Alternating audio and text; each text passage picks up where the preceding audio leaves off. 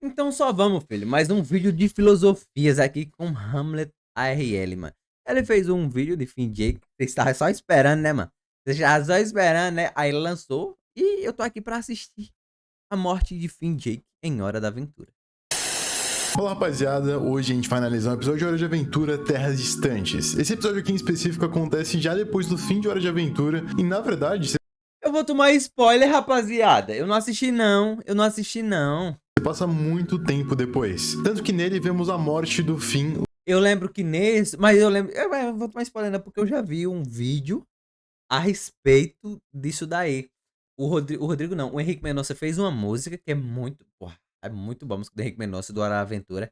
É uma das minhas favoritas dele. É uma das que eu mais escutei também dele. Aí vocês falaram, e eu me emocionei muito, tá ligado, na música. Aí você fala, Leozinho, assiste isso aqui, ó. Eu assisti um vídeo que trazia isso daí. Agora vamos ver o Hamlet, o que ele vai falar.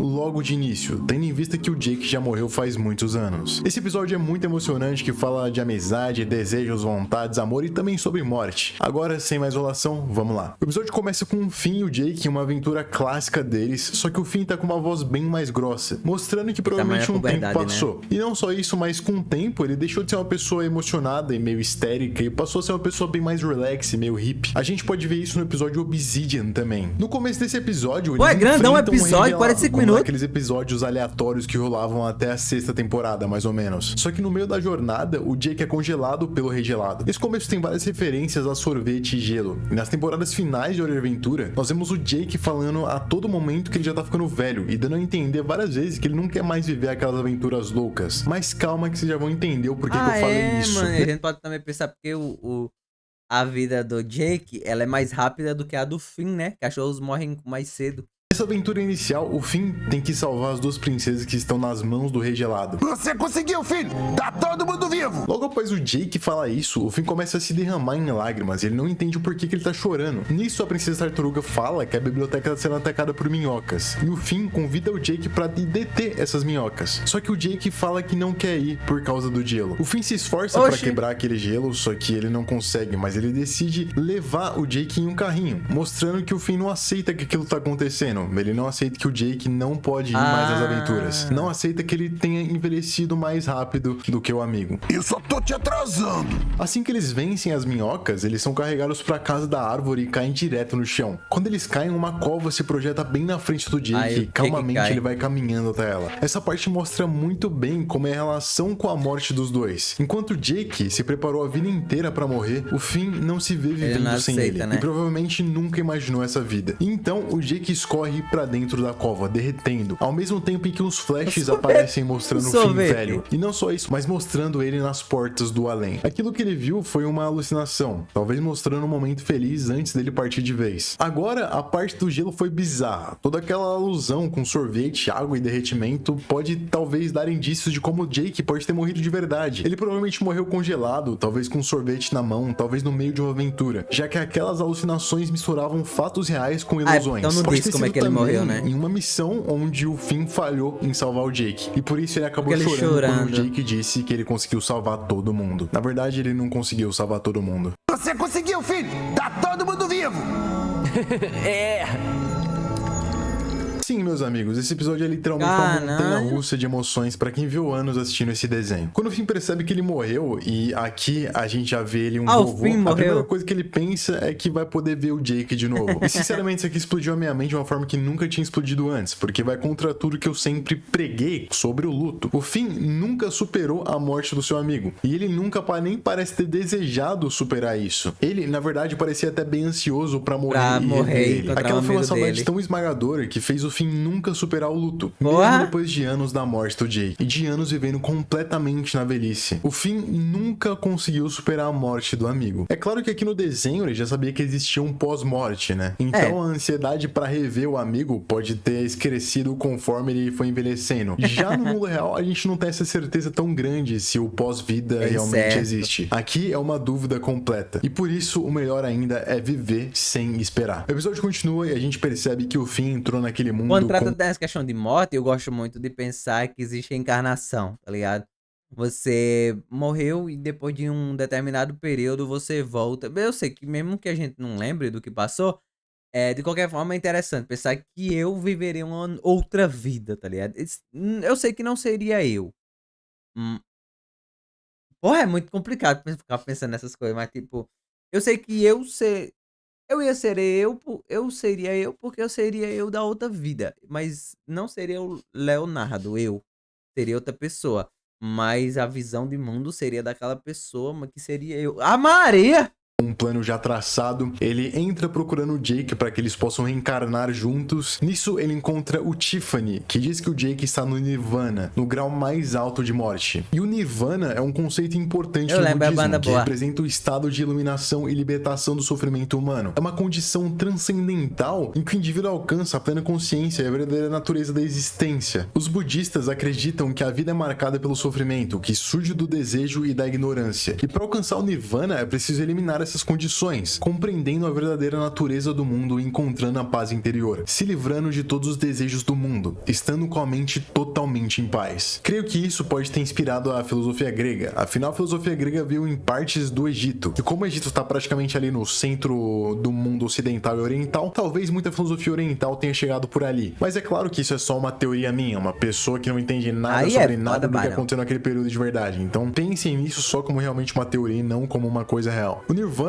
é o objeto final da prática budista, que busca alcançar a libertação do ciclo de nascimentos e mortes, conhecido como Sansara. O Jake, por exemplo, ao ficar no Nirvana, quebrou o ciclo de reencarnações, e ao atingir o Nirvana, o indivíduo se liberta da roda do Sansara e atinge a iluminação, muito um estado de paz e felicidade duradouros. Ou seja, o Jake nesse momento tá muito de boas, ele tá muito feliz e sem sofrer. Só que o Finn não tá de boas. A gente pode até achar que ele tá agindo de forma meio egoísta, indo atrás do irmão que se libertou do ciclo de reencarnações, mas a gente pode entender isso porque, diferente dos budistas, o Finn não acha que as encarnações são ruins. Na verdade, existe um episódio que eu já fiz análise aqui no canal que se chama algo como projeção astral. E nesse episódio, o Finn diz que o maior ato da humanidade é nascer. Portanto, ele tem uma visão diferente do que é a vida e de quais coisas são mais importantes na vida. Então, não dá pra simplesmente chamar ele de egoísta sem analisar as coisas que ele acredita. E nesse caso, ele acha que renascer junto com o irmão é o maior ato da criação. Só que de qualquer forma é egoísta, porque se não é aquilo que o irmão dele busca, mas é o que ele quer. A melhor coisa que eles podem fazer. Isso é algo que eu amo em Hora de Aventura, como as coisas se conectam e como eles não deixam pontas soltas nos conceitos filosóficos que eles apresentam. Eles carregam a personalidade de um personagem até o fim e fazem os personagens usarem as coisas que eles aprenderam durante a jornada. Isso é algo que eu raramente vejo em outras séries, mas é muito legal que tenha aqui. A gente continua e vemos que ver o Jake não é algo tão fácil assim, tendo em vista que o personagem da Morte que tá no comando agora não é mais o mesmo que a gente já viu em outros episódios. A Morte agora é outro personagem, e ele é muito mais mala. Aquela Morte quer mudar o esquema do inferno, quer parar com o Sansara, ou melhor, quer parar com o ciclo da vida e as encarnações. Mas não pra todo mundo ficar no Nirvana, mas pra dilacerar o Nirvana também. Ele quer ser tipo um ditador daquele mundo. Não fica muito claro o motivo do porquê ele quer isso, na verdade, mas ele quer, né? E quem sou eu pra ficar me devolvendo essas coisas? Esse é um leve confronto, mas em pouco tempo ele é liberado. Depois roubam o dispositivo do Tiffany pra acessar os círculos da morte. Eu acho que isso é meio inspirado no Inferno de Dante, tendo vários mundos pros mortos dependendo do que eles foram em vida. Por exemplo, no primeiro mundo ele encontra um ursinho risonho. Sinceramente, eu ainda quero ler o Inferno de Dante. Vou ler ainda. Eu não sei o porquê ele tá no pior mundo. Que tipo de crime esse cara pode ter cometido? O crime dele foi ter vendido aparelhos super legais e ter sido um dos melhores personagens? É isso? Que mundo injusto. Ok. A seguir, acontece uma das cenas mais emocionantes de Hora de Aventura, porque o Finn acaba caindo em um mundo onde estão os pais adotivos dele, e também o Germaine, o irmão do Jake. E se você se interessar mais pelo Germaine, a história dele, tem um vídeo aqui no canal, que eu falo bastante sobre o episódio do Jake e ele juntos. Chororô nunca resolveu nada, não. Esse reencontro é muito bonito porque dá pra ver que ele realmente se emociona bastante com os pais. E é bom ver que a família continua unida ali no pós-vida. O Finn pergunta pra eles como chegar no 50º mundo morto, que é o Nirvana. Ao que eles respondem que pra chegar lá, você não tem que querer chegar lá. E parando pra pensar, é bem isso mesmo. Porque se pra chegar no Nirvana você não pode desejar nada, então você tem que parar de desejar, de não querer desejar nada. É algo meio complexo, é foda, mas Barão. muito efetivo. É literalmente... Aí é foda, você fala, não quer desejar nada, só que você já tá desejando algo, né? Aí é foda, Barão. A ausência de qualquer desejo, seja ele qual for. E agora eu entendo mais os monges que ficam a vida inteira meditando. Tem monges que passam anos meditando. É por isso que eles estão tentando atingir esse estado de uma mente sem desejos, sem pensamentos, sem nada. Se desvincular completamente. Você passar Tempão, só aqui, ó. Pensando em nada, Barão. É difícil. Daquilo que ele percebe em si. O episódio continua e a gente vê que o Tiffany meio que trai os pais do Jake, porque juntamente com a morte ele acaba com aquele mundo. A morte nova meio que quer reformar como funcionam esses mundos do pós-vida e tem um plano que envolve quebrar todos os mundos. E é importante explicar isso. Quando a casa é explodida, o Finn fica sozinho e chora e deseja tanto ver o Jake que o Nirvana se abre bem na cabeça dele. Lá de cima desce o Jake e na verdade quando ele desce, o Finn chama ele pelo nome, ao que ele responde quem é Jake, mostrando que o ego dele estava completamente dissolvido. Eu tava lá curtindo Nirvana, além de qualquer desejo, quando captei a sua vibe. Parece que ao conversar com o Finn, o Jake conseguiu se recobrar de quem ele era. Eu queria te ajudar, mas eu já tô além dessa parada aí. O Finn esperava que o Jake fosse com ele e viver de novo, só que ele recusou, falando que os dois se viam quando o Finn chegasse ao Nirvana. Nisso, o Finn oferece um chiclete pra ele e ele aceita. Isso cria uma brecha pra morte entrar no Nirvana, revelando que enganou o Finn pra que ele abrisse aquele mundo pra ele, já que ele não conseguia acessar. Nesse momento, a gente vê algo bem interessante acontecendo. O Jake fala que o Nirvana não é só um lugar, mas um estado de espírito. Isso é bem interessante de ter em mente, já que quando alguns dos que estavam lá antes de tudo ser destruído, quando caem, continuam naquele estado de paz, mesmo sem estar naquele lugar. Isso me leva a pensar que talvez o Nirvana seja um estado que não necessariamente é um estado de você com si próprio, tá ligado? Não que envolva o ambiente. Precise ser alcançado em morte, mas pode ser alcançado também em vida. Talvez o budismo ensine, na verdade, que é possível alcançar o Nirvana em vida. O objetivo do budista não é alcançar o Nirvana, de qualquer forma? Vida, através da prática da meditação, da observação dos preceitos éticos, dos julgamentos e também do cultivo da sabedoria. Para atingir o Nirvana, é necessário transcender o ego, as paixões e os apegos mundanos, compreender a verdadeira natureza da vida e do universo. Para Jake, o Nirvana é a meta final da existência humana, e todos os seres sencientes são capazes de alcançá-lo. Ao alcançar o Nirvana em vida, uma pessoa pode viver em paz, serenidade e sabedoria, deixar para trás toda... Pior que é mesmo, meu bicho. Mas você também teria que... Mano, você tem que abdicar de praticamente do mundo atual pra não querer desejar nada. Porque a gente sabe que o capitalismo é desejo atrás de desejo. Todas as formas de sofrimento e ignorância que afligem a humanidade. E todo mundo busca realizar o seu desejo, mano. Normalmente, cada pessoa... O ser humano é um ser ambicioso. Ele sempre vai querer alguma coisa. No caso de Hora de Aventura, o Jake acabou alcançando o Nirvana só em morte. E mesmo em morte, ele conseguiu voltar a ser o que ele era. O que indica que talvez a vida não tenha um fim real. Talvez aquele telos que Aristóteles sugeriu há muito tempo atrás, o fim objetivo da vida, não exista. Talvez, assim como o Nirvana pode ser só uma escolha, o objetivo criado, a virtude, também seja. E isso coloca em xeque muita coisa. Eu estraguei a sua chance de felicidade, porque eu sou um trouxa egoísta. De fato, a ação do Finn em tirar o Jake do Nirvana e trazê-lo de volta à vida... Porque a gente falou lá no começo, tá ligado? A ambição dele fez o desejo do Jake... O desejo não, que no caso pra alcançar o Nirvana não precisa ter desejo. Pode ser vista como um ato egoísta. Ao escolher retirar o Jake desse estado de paz e harmonia, o Finn estava em certa medida colocando suas próprias necessidades acima das do amigo. Ele queria estar com o Jake e não estava disposto a aceitar sua morte e seguir em frente sozinho. Isso nos leva a questionar a natureza do egoísmo. Essa mulher tá usando uma cascavel nas mãos. Se considerarmos que todas as ações cascavel não, uma coral humanas são motivadas por algum tipo de interesse pessoal, então tudo que fazemos pode ser visto como egoísta. Por outro lado, se a gente acredita que as ações mais nobres são aquelas que colocam os interesses dos outros antes dos nossos próprios, então a ação do Finn parece claramente egoísta. Mas tem uma coisa que esse episódio mostra é que as nossas concepções normais das coisas podem não ser as verdadeiras. Talvez o Nirvana não seja o fim da vida, assim como talvez a virtude também não seja. Com isso, podemos interpretar a ação do Finn como um gesto de amor e amizade, que transcende o egoísmo e se enquadra em uma dimensão mais ampla de cuidado pelo outro. Ele não queria simplesmente satisfazer seus próprios desejos, mas sim compartilhar momentos de alegria e felicidade com seu amigo. Ele não via sentido em uma vida sem o Jake, e nesse sentido a gente pode ver sua ação como um ato de amor e companheirismo. Ah, mas por parte dele, mano. A mesma coisa, exemplo. O exemplo que eu vou dar é bem tosco, tá? Mas imagina uma pessoa que ela tá lá na igreja lá e o amigo dela quer porque quer tirar ela da igreja pra ir no bar tomar uma. E ele só quer, ele quer compartilhar momentos. Ele quer compartilhar momentos com o amigo, tá ligado? Só que ele tá colocando Eu sei que, tipo, é um bem maior você querer compartilhar essas memórias com seu amigo, mas de qualquer forma ainda tá partindo só do seu lado. E o outro, se o outro lado não quer, não deixa de ser, como é que fala? A ambição daquele.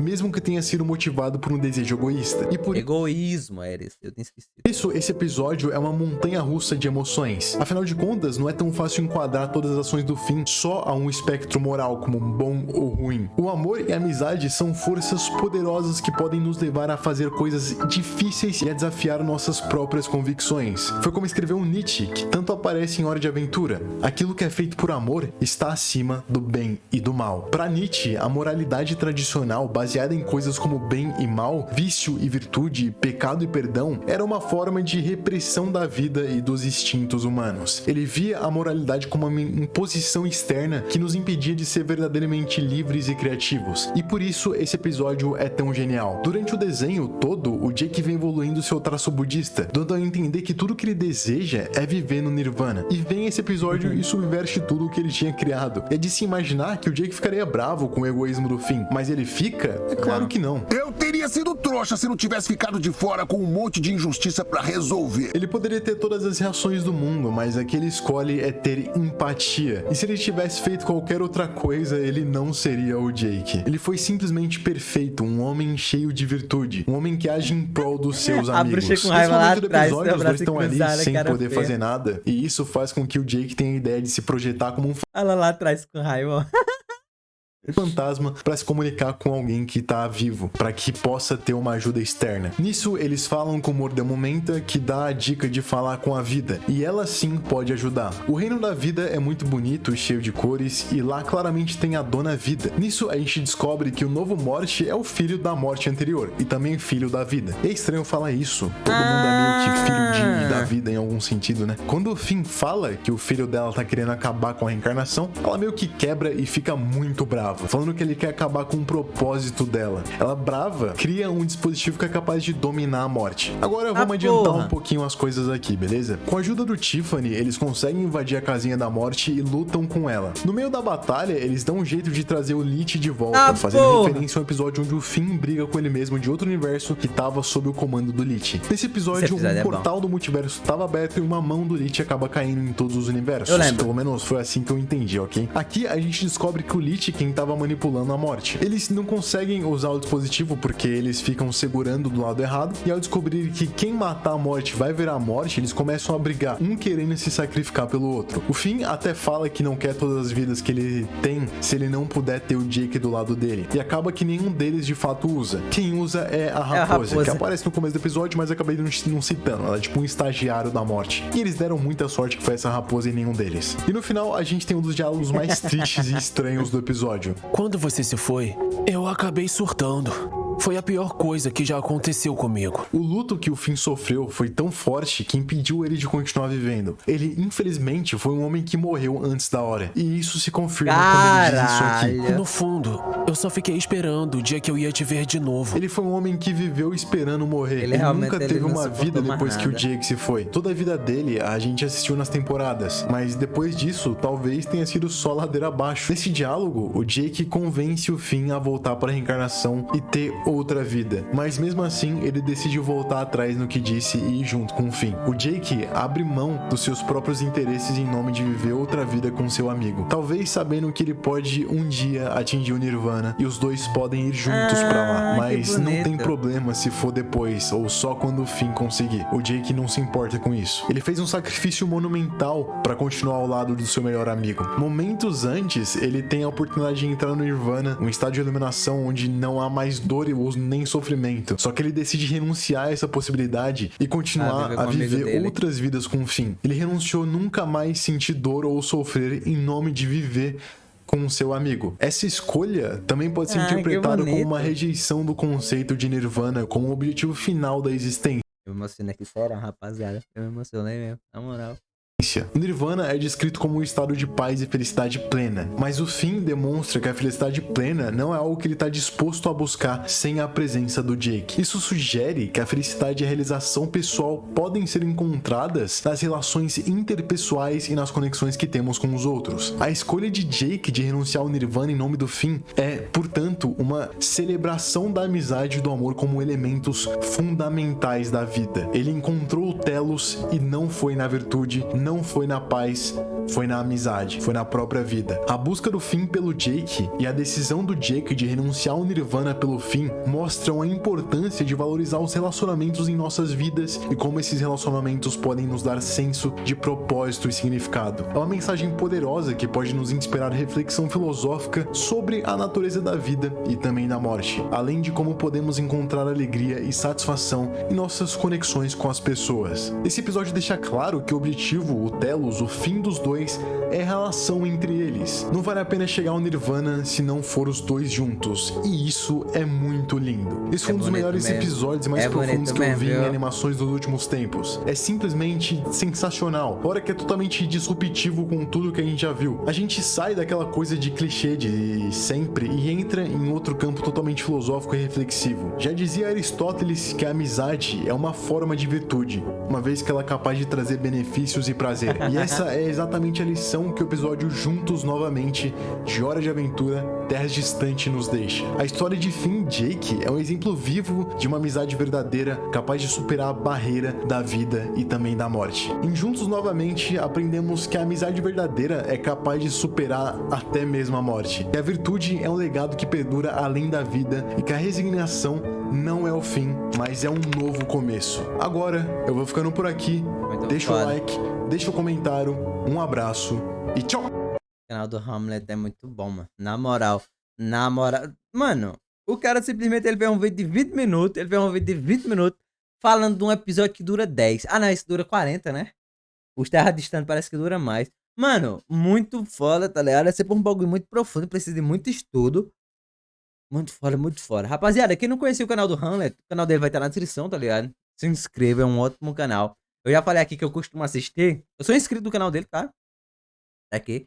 Eu costumo assistir os vídeos de Hora da Aventura e de Rick and Morty, porque são meus desenhos favoritos.